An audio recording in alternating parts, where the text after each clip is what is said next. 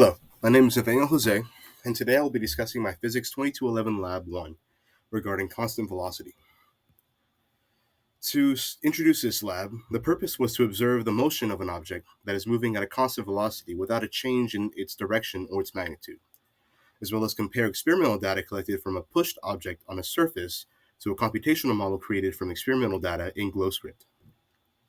The assumptions that I made before starting this lab were that there would be no air resistance or friction between the ball or object and its surface, and that I would only be observing displacement along the x-axis, as well as the normal forces being equivalent to the gravitational ones. The fundamental principles that we explore in this lab are Newton's second law, which states that the rate of change of momentum on an object is directly proportional to the forces applied on that object, or F equals mass times acceleration, where the net force is equal to its mass times its acceleration.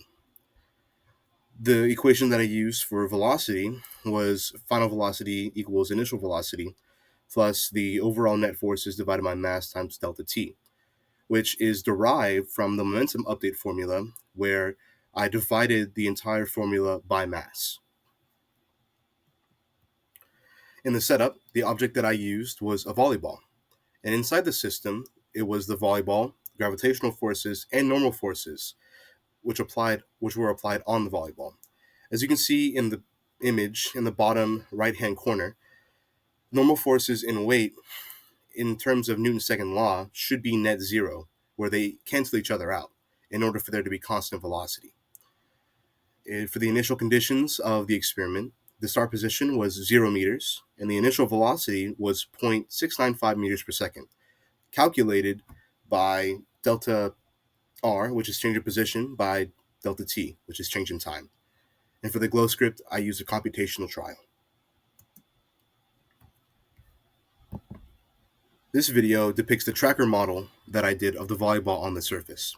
As you can see, the angle is slightly tilted for the object, so I had to tilt the origin in order to get a straight line across the plane. As well as you can observe an upward sloping line which depicts the position and its time, where going to the right is the positive position and going left is negative position in time. The initial conditions of the computational model were the ball's mass equaling 1, because mass would be negligible for our calculations. And as stated before, both the position being 0 and the vector, or the initial velocity vector, which is 0.695 or 694800, as well as the initial time being 0 and the change in time, which was 1/60th seconds, so 1/60th frame per second, which would be 0.0333. The calculations for the computational model were the calculation of net force, which should be 0, and then delta t, so change in time, times the net forces divided by the mass of the ball. And then for the object's position, it was the velocity of the ball times its change in time. The tracker model in blue is not as linear as the model is because of these surrounding forces like friction and air resistance that react against the ball.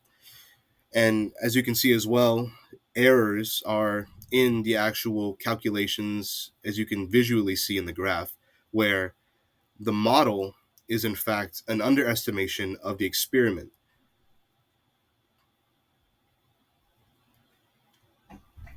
So what if you were to flip the axes?